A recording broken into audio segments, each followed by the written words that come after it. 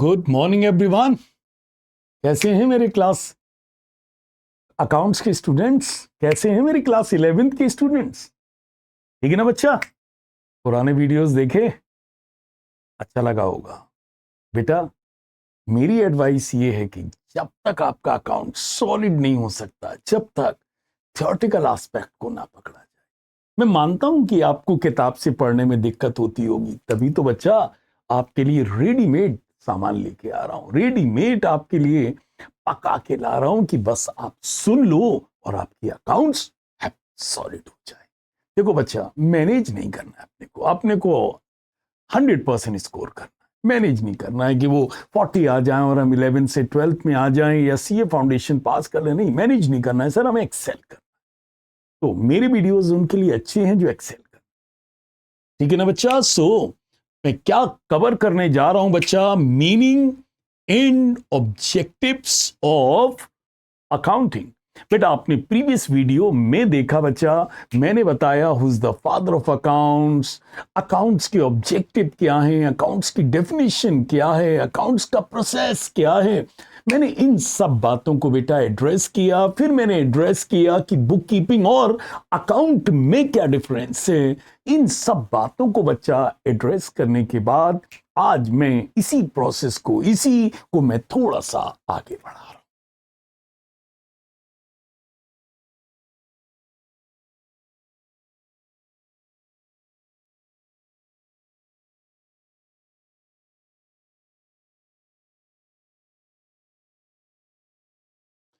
बेटा, now the next question is the function of accounting, function of accounting, accounts के function क्या हैं बच्चा? आप यदि अपनी बुक में देखोगे तो मालूम वो अकाउंट्स के फंक्शन में आपको क्या लिख के कहेंगे? Recording, classifying, summarising. ये अकाउंट के फंक्शन नहीं है सर, वो अकाउंट्स का प्रोसेस है। अकाउंट्स के फंक्शंस क्या क्या हैं? Is it clear? As per Institute of Chartered Accountant of India, Bharat में जो प्रीमियर अकाउंटिंग बॉडी है, जो अकाउंट्स को गवर्न करती है, वहां पर लिखा हुआ है कि अकाउंट्स के फंक्शंस क्या हैं। पहला अकाउंट का फंक्शन है मेजरमेंट करना। क्या करना? मेजरमेंट करना। Accounting measures the past performance of the business entity and depicts it's current financial position. Is it clear? तो अकाउंट्स का पहला फंक्शन क्या है? Accounting measures the past performance of the business entity and depicts it's current financial position. ठीक है ना बच्चा? तो अकाउंट्स क्या मेजर करता है? पास्ट में क्या हुआ था और आज क्या, फ्यूचर में क्या होगा। Is it clear? या प्रेजेंट में क्या फाइनेंशियल पोजीशन है, हमारे प्रॉफिट क्या है, हमारे लॉस क्या है। अकाउंट इन सबको मेजर करके आपको बताती है। Second person of account is forecasting. क्या है बेटा? Forecasting. Accounting helps in forecasting future performance and financial position of the enterprises using past datas. बेटा, अकाउंटिंग फोरकास्टिंग में हेल्प करती है। बेटा, हम अकाउंटिंग डेटास को यूज करके क्या करते हैं? Is it clear? हम पता लगाते हैं, हम फोरकास्ट करते हैं कि फ्यूचर परफॉर्मेंस क्या होगा और फर्म की फ्यूचर फाइनेंशियल पोजीशन क्या होगी। तो अकाउंट्स के थ्रू बेटा, अकाउंटिंग डेटा के थ्रू हम फ्यूचर के अपने पॉसिबल फ्यूचर परफॉर्मेंस और पॉसिबल फ्यूचर पोजीशन को हम लोग बेटा फोरकास्ट करते हैं। ओके। तीसरा बेटा, डिसीजन मेकिंग। क्या बेटा? Decision making. Accounting provides relevant information to the user of accountants to aid rational decision making. बेटा, अकाउंट्स क्या करता है? जो हमारी फर्म्स में, हमारी कंपनी में जो वेरियस मैनेजर्स हैं, अकाउंटिंग यूजर्स हैं, उन्हें क्या प्रोवाइड करते हैं? अकाउंट्स डेटा प्रोवाइड करता, और इन डेटास को एनालाइज करके लोग एक रैशनल, एक सही डिसीजन लेते हैं। Is it clear? बोलो बेटा। Next is comparison and evaluation. Accounting assess the performance achieved in relation to the target and discloses information regarding accounting policies and contingent liabilities which will play sir ji थोड़ा आसान बताइए बेटा। Accounts का अगला function है, is it clear, comparison करना। Comparison का मतलब जब बेटा अकाउंट्स होते हैं तभी हम कंपेयर कर पाते हैं अपने करंट परफॉर्मेंस को बच्चा प्रीवियस परफॉर्मेंस से, और हम अपनी कंपनी के परफॉर्मेंस को दूसरी कंपनी के परफॉर्मेंस से क्या कर पाते हैं बच्चा, कंपेयर कर पाते हैं। क्या कर पाते हैं, कंपेयर कर पाते हैं। तो बताइए अकाउंट का अगला फंक्शन क्या है, कंपैरिजन करना। बच्चा जब आप क्लास 12th में आएंगे तो आपको एक स्टेटमेंट बनाना पड़ेगा, एज एन अकाउंटेंट आपको एक स्टेटमेंट बनाना पड़ेगा जिसे हम कहते हैं कंपैरेटिव इनकम स्टेटमेंट। तो बेटा बिना अकाउंट्स के आप कंपैरिजन नहीं कर सकते या किसी भी सिचुएशन को इवैल्यूएट नहीं कर सकते। तो अकाउंट्स का काम क्या है, इज इट क्लियर, कि हम अपने करंट परफॉर्मेंस को प्रीवियस परफॉर्मेंस से कंपेयर कर सकें, या हम अपनी कंपनी के परफॉर्मेंस को दूसरी कंपनी के परफॉर्मेंस से क्या कर सकें, कंपेयर कर सकें। इसे कहते हैं, क्या कहते हैं, कंपैरिजन एंड इवैल्यूएशन। बोलो बेटा। अगला बेटा, अगला अकाउंट का बेटा फंक्शन क्या है, government regulation and taxation. Is it clear, account provides necessary information to the government to exercise control on the entity as well as in the collection of tax revenue. बेटा accounts, is it clear, accounts के through government को यह पता चलता है कि एक particular businessman ने कितनी इनकम कमाई है, क्योंकि बेटा उसी से तो असर्टेन होगा कि how much tax he is suppose to pay. Apart from that, is it clear, बेटा अकाउंट से ही तो पता चलता है कि कितनी सेल्स हुई है, कितनी परचेज हुई है, और बेटा इसी के हिसाब से गवर्नमेंट क्या कैलकुलेट करती है, जीएसटी। Is it clear. तो बच्चा कोई आपसे पूछ दे कि अकाउंट के फंक्शन बताइए, तो पहला फंक्शन आप क्या बताएंगे, मेजरमेंट करना। क्या मेजरमेंट करना, सर जी अपने प्रेजेंट और फ्यूचर के परफॉर्मेंस को मेजर करना, अपनी फाइनेंशियल पोजीशन को मेजर करना। Second is forecasting. Is it clear, हम अपने अकाउंटिंग डेटास को यूज करके, हम अपने अकाउंटिंग डेटास को यूज करके बेटा कल क्या होगा, कल हमारी पोजीशन क्या होगी, ये हम क्या करते हैं, असर्टेन करते हैं।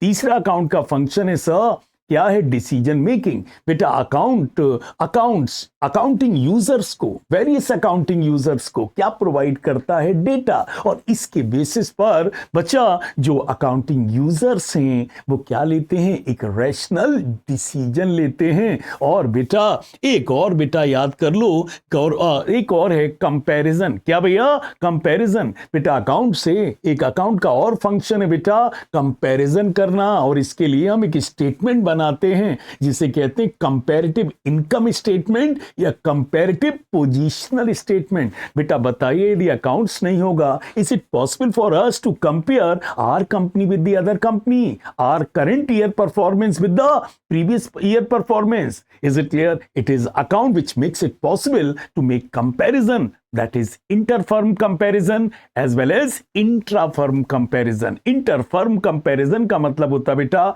एक कंपनी का दूसरे कंपनी से कंपैरिजन करना, और इंट्रा-फर्म कंपैरिजन का मतलब होता है बच्चा अपने करंट ईयर के परफॉर्मेंस को अपने प्रीवियस ईयर के परफॉर्मेंस से कंपैरिजन करना। एंड बेटा लास्ट है government regulation and taxation. Is it clear, accounting provides necessary information to the government to exercise control on the entity as well as, is it clear, तो government entities पर control किसके through करती है, accounts के through, और tax का collection वगैरह सब किससे करती है, अकाउंट के थ्रू। तो ये अकाउंट के क्या क्या फंक्शन हो गए, course of measurement, forecasting, decision making, comparison and government regulation and taxation को इंश्योर कर। ओके, और सर ये बताइए जैसे साइंस एक मल्टी डिसिप्लिनरी बॉडी है, तो क्या अकाउंट क्या सिंगल डायमेंशनल बॉडी है और it is also multi dimensional body?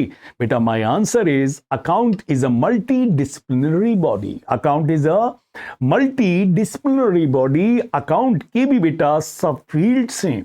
सिर्फ एक तरीके की अकाउंट नहीं है बेटा। क्लास 11th में जो हम अकाउंट पढ़ते हैं वो कौन सी अकाउंट है? It is called financial account. तो बेटा अगला क्वेश्चन है वेरियस सब फील्ड्स ऑफ अकाउंट। बताइए बेटा अकाउंट्स की क्या क्या सब फील्ड हैं? तो बेटा पहली सब फील्ड का नाम क्या है बेटा? बस नाम याद कर लो, बाकी तो मुझको सुनी लो। पहला है फाइनेंशियल अकाउंट। कौन सा अकाउंट? Financial account. बच्चा फाइनेंशियल अकाउंट अकाउंट की वो ब्रांच है जो हमें बताती है क्या? प्रॉफिट एंड लॉस पता लगाना, बिजनेस की फाइनेंशियल पोजीशन पता लगाना, बिजनेस का कैश का फ्लो पता लगाना, बिजनेस के फंड्स का फ्लो पता लगाना। ये सारे काम अकाउंट्स की जो ब्रांच करती है that is called financial account. गौर से एक बार और बता दीजिए फाइनेंशियल अकाउंट करती क्या है? Branch of account which determines profit and loss of the business, financial position of the business, cash flow of the business, fund flow of the business. ये सारे काम अकाउंट्स की जो ब्रांच करती है that is called financial account. Clear Gaur sir? अगला बताइए। अगला है बेटा कॉस्ट अकाउंट। कौन सा अकाउंट बच्चा? Cost account. Branch of account which helps in number 1 accounts की वो ब्रांच जो हेल्प करती है क्या डिटरमिन करने में? किसी भी गुड्स और सर्विसेज की कॉस्ट डिटरमिन करने में। So the branch of account which helps in determining a cost of goods and services. Business जो भी गुड्स एंड सर्विसेज बनाता है बेटा उसकी कॉस्ट क्या होगा? ये कौन सी ब्रांच डिटरमिन करती है? Cost account. इसके अलावा कॉस्ट अकाउंट डिटरमिन करती है एलोकेशन। क्या करती है? एलोकेशन की कॉस्ट कैसे एलोकेट की जाए। और कॉस्ट अकाउंट में बेटा एक काम और होता है that is called cost monitoring and cost controlling. Cost monitoring and cost controlling. तो इसका मतलब बच्चा branch of account, cost accounts की क्या डेफिनेशन हुई? Branch of account which helps in determining number one cost of goods and services, number 2 allocation of the cost, number 3 which helps in monitoring and controlling the cost. क्योंकि बेटा आज के जमाने में यदि आपने कॉस्ट को कंट्रोल या मॉनिटर नहीं किया तो बेटा आप आज बाजार में आप बाइबल नहीं रहेंगे, आप बाजार से आप गायब हो जाएंगे। तो बेटा कॉस्ट अकाउंट 3 काम करती है। नंबर 1 ये गुड्स एंड सर्विसेज की कॉस्ट डिटरमिन करने में हेल्प करती है। नंबर 1 कॉस्ट एलोकेशन और अपोर्शनमेंट में हेल्प करती है। और तीसरा कॉस्ट कंट्रोल और कॉस्ट मॉनिटर करने में आपकी हेल्प करती है। क्लियर गॉड्स? अगला बोलो। अगला क्या है? Management account. कौन सा अकाउंट?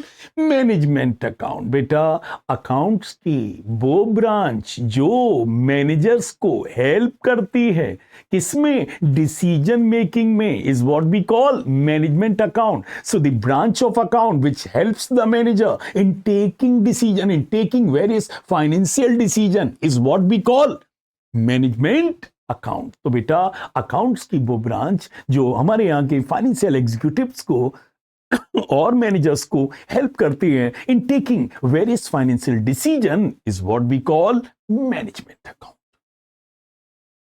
नेक्स्ट वन बेटा सोशल रिस्पॉन्सिबिलिटी अकाउंट। बेटा आजकल आप जानते हैं every business house, every business has got some responsibility toward the society. बेटा सभी लोग जानते हैं कि हर बिजनेसमैन की, हर कॉर्पोरेट की एक जिम्मेदारी है कि वो सोसाइटी के प्रति अपना एक ऑब्लिगेशन पूरा करे। बिकॉज हर बिजनेस को सोसाइटी से क्या मिलता है? इनपुट। लैंड सोसाइटी से आती है, लेबर सोसाइटी से आती है। तो बेटा जब एनवायरनमेंट से हमें लैंड मिल रही है, लेबर मिल रही है, कैपिटल मिल रही है, एंटरप्रेन्योरशिप मिल रही है, तो क्या हमें एनवायरनमेंट को नहीं कुछ करना चाहिए? जी करना चाहिए। अच्छा करेंगे तो बेटा कॉस्ट आएगी कि नहीं आएगी? हाँ सोशल रिस्पॉन्सिबिलिटी करेंगे तो कॉर्पोरेट पर क्या आएगी? कॉस्ट अब बेटा जब कॉस्ट आएगी तो क्या इस कॉस्ट को हम, इज इट क्लियर, क्या अकाउंट फॉर नहीं करेंगे, क्या हम रिकॉर्ड नहीं करेंगे? हाँ जी बिल्कुल करेंगे। तो बेटा इसे कौन सी अकाउंटिंग कहते हैं? Social responsibility accounting. तो क्या है social responsibility accounting? Social responsibility accounting is the process of identifying, measuring, and communicating the contribution of the business towards the society। तो सोशल रिस्पॉन्सिबिलिटी अकाउंट्स एक प्रोसेस है जो 3 काम करता है। क्या काम करता है? आइडेंटिफाई करता है, मेजर करता है और कम्युनिकेट करता है। क्या कम्युनिकेट करता है? Contribution of business towards society. जो बिजनेस ने कंट्रीब्यूशन सोसाइटी के प्रति किए हैं या और इन कंट्रीब्यूशन में जो भी कॉस्टें आई हैं उनको कम्युनिकेट करता है। तो बताइए सोशल रिस्पॉन्सिबिलिटी अकाउंटिंग क्या है? एक प्रोसेस है जो क्या करता है? आइडेंटिफाई करता है, मेजर करता है और कम्युनिकेट करता है। क्या क्या कम्युनिकेट करता है? Contribution of the business towards society. ठीक है ना बच्चा? तो कौन कौन सी ब्रांचें हो गई? Financial account, then cost account, then cost account के बाद देन मैनेजमेंट अकाउंट और then social responsibility accounts. Clear? बेटा एक स्क्रीनशॉट भी ले लो तो अच्छा ही रहेगा बेटा। एक स्क्रीनशॉट ले लो बेटा इसका, क्योंकि थोड़ा सा आप भी सुनिए भी लेकिन थोड़ा पढ़ सको तो पढ़िए।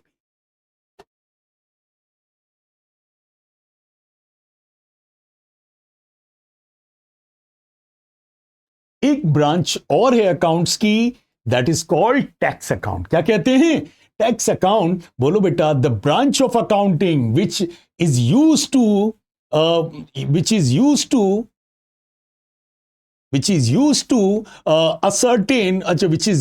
ascertain what? बताइए भैया। टैक्स अकाउंट क्या है? अकाउंट्स की वो ब्रांच जो क्या करते हैं? Is it clear? जो वेरियस टैक्सेस, जीएसटी और भी बहुत सारे डायरेक्ट और इनडायरेक्ट टैक्सेस हैं, उनको कैलकुलेट करने में, पता लगाने में, डिटरमिन करने में क्या करती है? Help. What do we call it? Tax accounting. Clear बच्चा? जी। आइए बेटा अगला क्वेश्चन है, explain the qualitative characteristics of accounting information. Accounts में जो भी इंफॉर्मेशन हैं उसमें क्या कैरेक्टरिस्टिक्स होनी चाहिए? बच्चा पहला कैरेक्टरिस्टिक्स है अंडरस्टैंडेबिलिटी। बेटा पहली चीज याद रखना कि अकाउंट्स में जो भी अकाउंटिंग इंफॉर्मेशन दिखाई जाए उन्हें पर्सन ऑफ ऑर्डिनरी प्रूडेंस, एक नॉर्मल आदमी इजीली समझ सके, इंटरप्रेट कर सके। Is it clear? So an accounting information should be understandable, readily understandable by different users। हमारे अकाउंट्स में अकाउंटिंग इंफॉर्मेशन को इस तरीके से प्रेजेंट करना चाहिए बच्चा कि एक नॉर्मल आदमी भी उनको समझ सके, उनका अर्थ लगा सके। Is it clear? तो कैसा होना चाहिए? अंडरस्टैंडेबल होना चाहिए। नंबर 2 क्या होना चाहिए?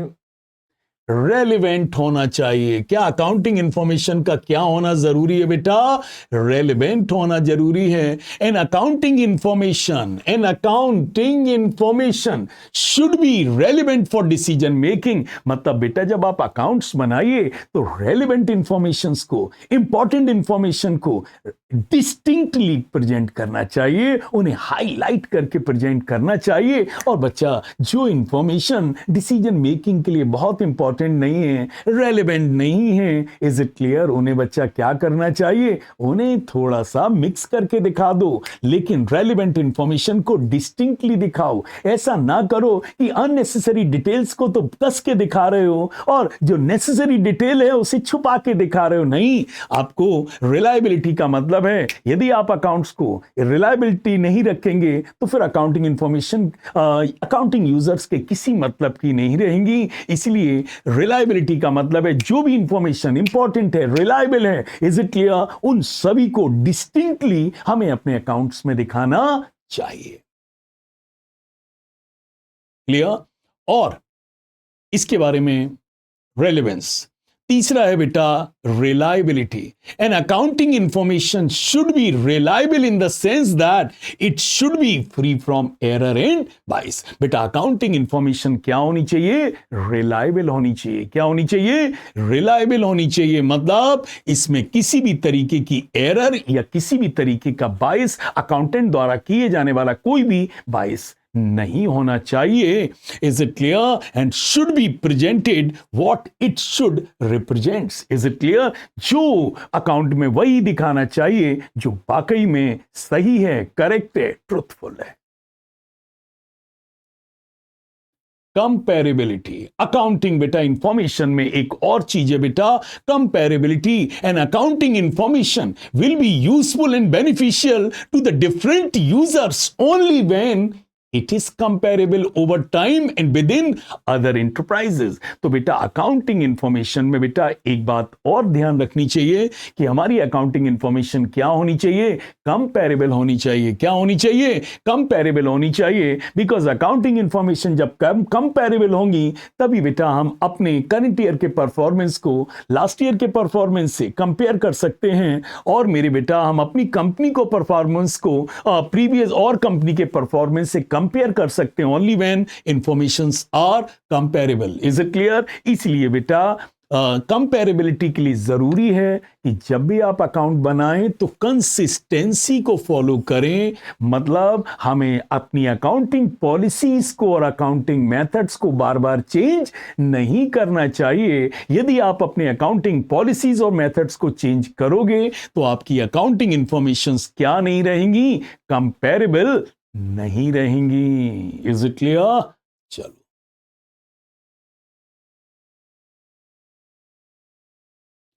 और सर आप रिपीटेडली एक बात कह रहे हैं, accounting users, accounting users, accounting users. बताइए तो अकाउंटिंग यूजर्स कौन है?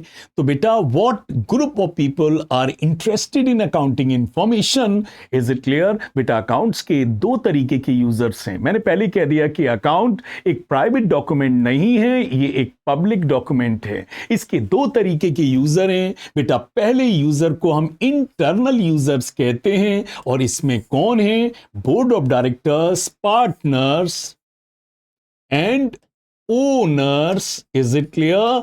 भैया ये सब हमारे कौन हैं? इंटरनल यूजर्स हैं. कौन कौन? बोर्ड ऑफ डायरेक्टर्स, ये वो लोग हैं जिन्हें कंपनी के वेरियस मैनेजरियल डिसीजंस लेने हैं और इन्हें हम इंटरनल यूजर्स में रखते हैं. और पार्टनर्स और ओनर्स कौन है? पार्टनर्स वो हैं जो बिजनेस में पैसा लगाते हैं, ओनर वो हैं जो बिजनेस में पैसा लगाते हैं. बेटा जो बिजनेस में पैसा लगाएगा वो प्रॉफिट या लॉस या अपने बिजनेस की पोजीशन को पता लगाने के लिए अकाउंटिंग इंफॉर्मेशंस का क्या करेगा?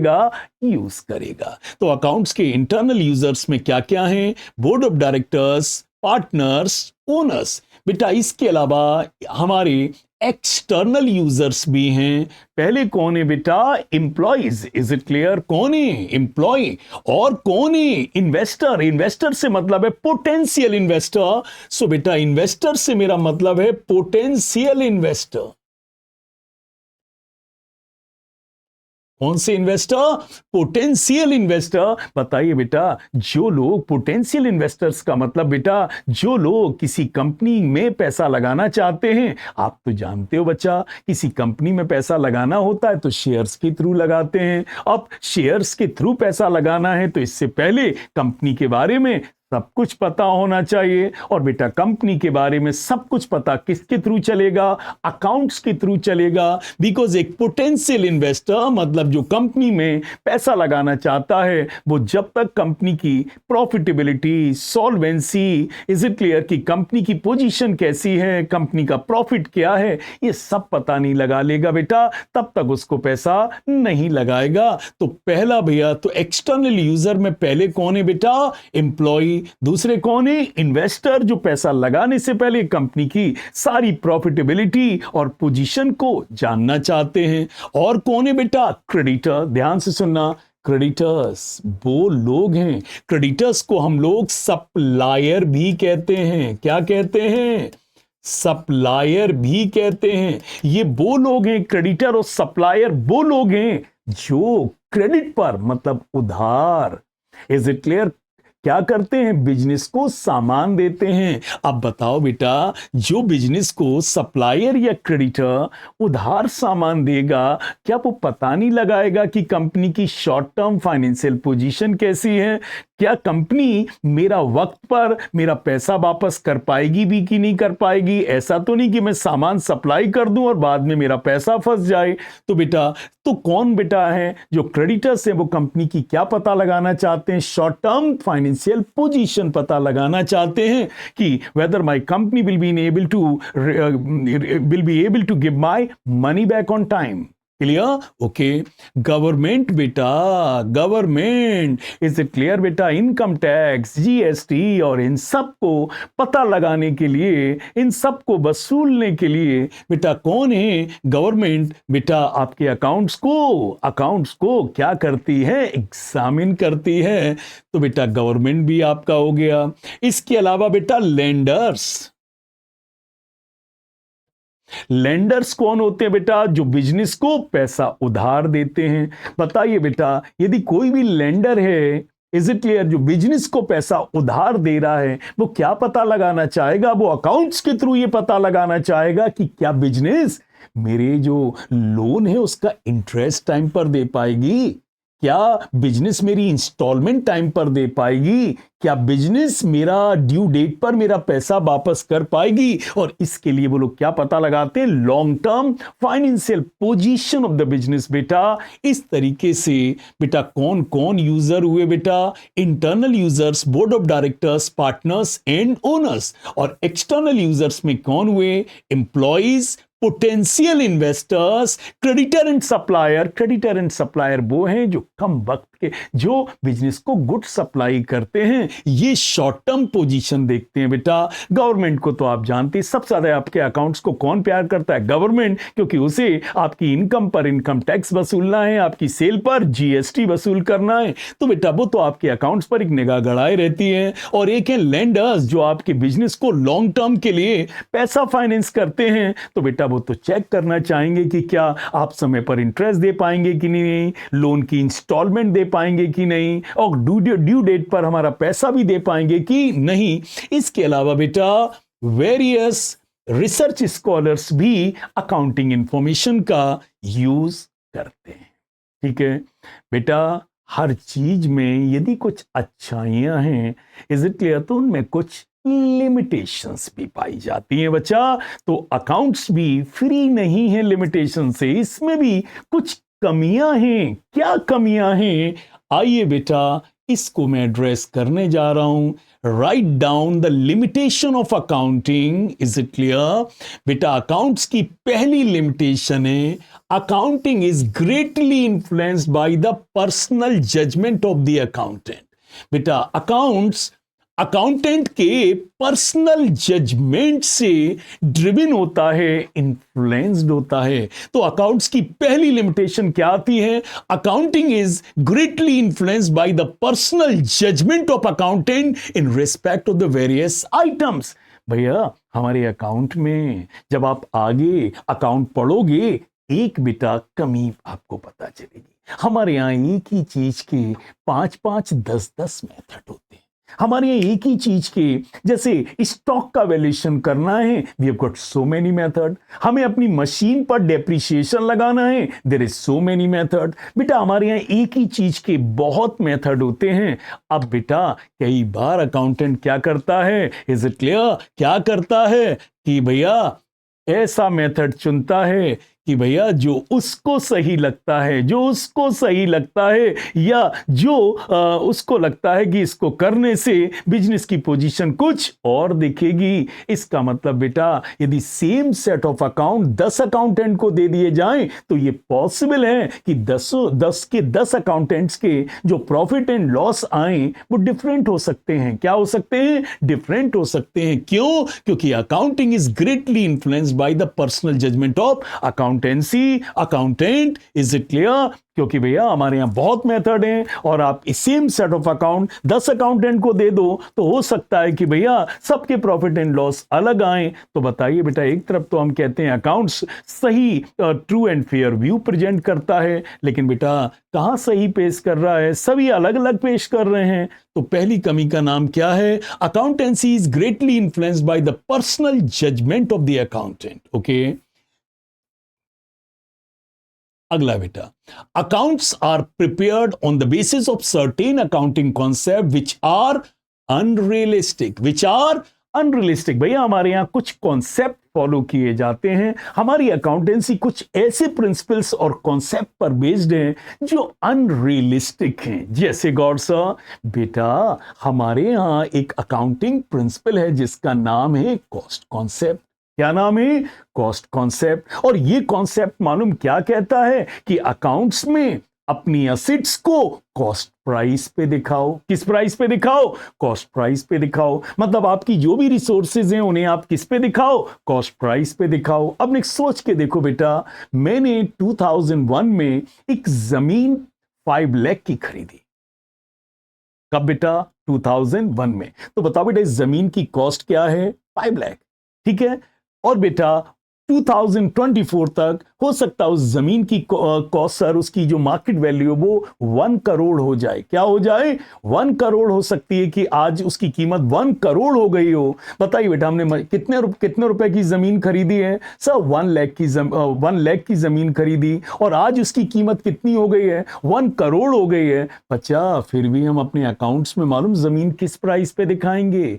कॉस्ट प्राइस पे दिखाएंगे। मतलब उस पुरानी कॉस्ट, चाहे वो 1 लाख हो चाहे 5 लाख हो, हम उसी कॉस्ट पे दिखाएंगे, ना कि हम करेंट प्राइस पे दिखाएंगे। तो बताओ बेटा, जब मशीन की आज कीमत है क्या? आज उस जमीन की कीमत है क्या? 1 करोड़, और हम दिखा क्या रहे हैं? वही पुरानी वाली 1 लाख और 5 लाख। तो क्या हम सही पिक्चर पेश कर रहे हैं? नहीं सर, एक हम अनरियलिस्टिक पिक्चर पेश कर रहे हैं। तो बताइए, accounts are prepared on the basis of certain accounting concept which are unrealistic. हमारे अकाउंट्स कुछ ऐसे कॉन्सेप्ट पर डिपेंडेंट हैं जो बेटा अनरियलिस्टिक हैं। मतलब बताइए, हम 2001 की कॉस्ट पर आज मशीन की कीमत दिखा रहे हैं। Is it clear? जबकि मशीन की कीमत तो करोड़ों में हो गई है या जमीन की कीमत करोड़ों में हो गई है, लेकिन हम 2001 वाली वैल्यू दिखा रहे हैं। तो भैया ये अनरियलिस्टिक है और इसके कारण हमारे अकाउंट्स में सही पोजीशन और पिक्चर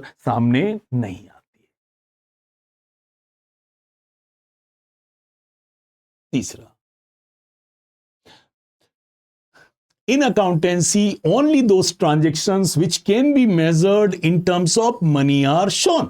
बताइए बेटा, तीसरी हमारे यहां कमी है कि बेटा हमारी अकाउंट्स में मनी मेजरमेंट होता है। बेटा मनी मेजरमेंट होता है, मतलब हम उन्हीं चीजों को अकाउंट्स में दिखाते हैं which can be measured in terms of money. क्या बेटा मॉनेटरी चीजों से ही बिजनेस चलता है? Is it clear? क्या क्वांटिटेटिव चीजों से ही बिजनेस चलता है? क्या क्वालिटेटिव चीजों से बिजनेस नहीं चलता? Is it clear? बताइए बेटा, बिजनेस चलने में कुछ ऐसी भी चीजें हैं जो क्वालिटेटिव हैं, लेकिन उनके बिना बिजनेस नहीं चल सकता। Honesty, loyalty, integrity, Fidelity, hard work, sound management skills. बेटा इनसे भी तो बिजनेस चलता है, बट प्रॉब्लम क्या है बच्चा? इनको मनी में क्वांटिफाई नहीं किया जा सकता। इसलिए बेटा हमारे यहाँ ऐसी चीजों को दिखाते ही नहीं है जिनको मनी में ट्रांसलेट नहीं किया जा सकता। बेटा बस हमारे यहाँ तो सिर्फ उन्हीं चीजों को दिखाते हैं जिनको मनी में पेश किया जा सकता है। इसलिए बेटा हमारे यहाँ मशीन दिखाई जाती है, हमारे यहाँ बिल्डिंग दिखाई जाती है क्योंकि इनकी मनी वैल्यू है, बट हमारे यहाँ लॉयल्टी, इंटीग्रिटी, हार्ड वर्क, इसको अकाउंट्स में नहीं दिखाया जाता है क्योंकि हम लोग मनी मेजरमेंट कॉन्सेप्ट मानते हैं। मतलब हम वही दिखाएंगे जो मनी में मेजरमेंट होगा। मतलब हम क्वांटिटेटिव एस्पेक्ट पर ओवर कॉन्सेंट्रेट करते हैं और क्वालिटेटिव एस्पेक्ट को इग्नोर मार देते हैं। ये हमारी अकाउंट्स की अगली लिमिटेशन। एंड बेटा last limitation of account is window dressing. Window dressing क्या होता है? विंडो ड्रेसिंग का मतलब है बच्चा इस तरीके से अकाउंटिंग इंफॉर्मेशन को पेश करना, to present accounting information in such a way that it presents a misleading picture. Face पर कुछ और दिख रहा है और अंदर कुछ और है, इसे क्या कहते हैं? Window dressing. So accounting is affected by window dressing.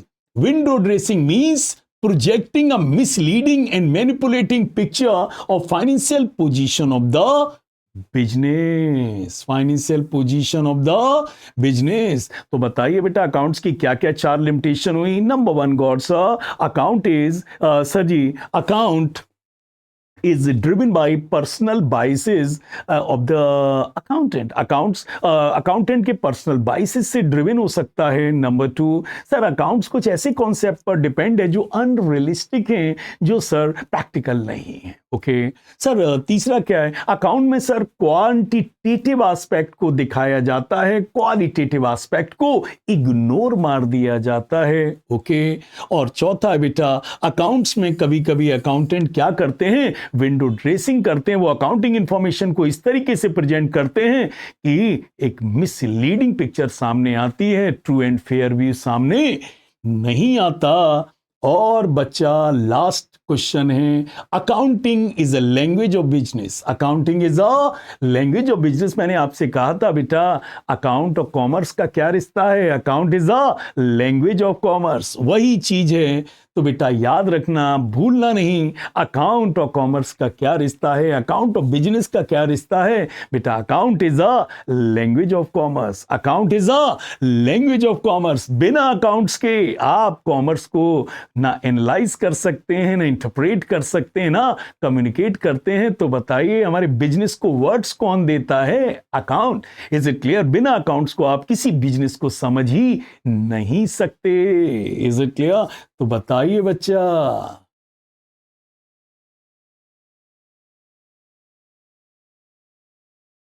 तो बताइए बेटा, हर लैंग्वेज, अकाउंट भी एक क्या है? लैंग्वेज है। और एवरी लैंग्वेज जो है सर्टेन रूल्स। बेटा हर लैंग्वेज के क्या एक सर्टेन रूल्स हैं। इंग्लिश के अपने रूल्स हैं, हिंदी के अपने रूल्स हैं, ऐसी अकाउंट्स के भी अपने रूल्स हैं। और इन्हीं को रूल्स को हम लोग क्या कहते हैं? Accounting standards, gap, GAAP, generally accepted accounting principles. Note करो, अकाउंट गाप का मतलब क्या है? जनरली एक्सेप्टेड या अग्रीड अकाउंटिंग प्रिंसिपल्स। और आजकल ये सब कुछ नहीं चल रहा बेटा। आजकल जो वर्ड चल रहा है वो IFRS। आई का मतलब है इंटरनेशनल,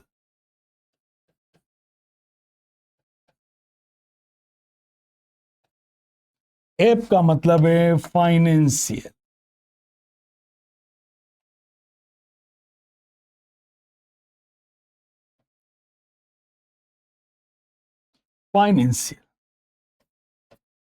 रिपोर्टिंग स्टैंडर्ड्स।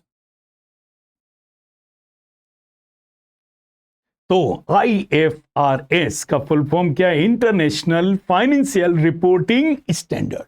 आई means international, F means financial, R means reporting, S means standard. तो हर अकाउंट, हर लैंग्वेज के रूल्स होते हैं। तो अकाउंट्स के रूल्स को आजकल क्या कहते हैं? IFRS कहते हैं, इंटरनेशनल फाइनेंशियल रिपोर्टिंग स्टैंडर्ड्स कहते हैं। और यही हमारी अकाउंट्स को गवर्न करता है बच्चा। That's for topic, that's for today बेटा। I have covered the entire topic, I have covered the entire topic. And बच्चा अवॉइड मत करना, रिपीटेड सुनना। That's for today. Rely on us, we rely on lot of experience. Thank you बेटा।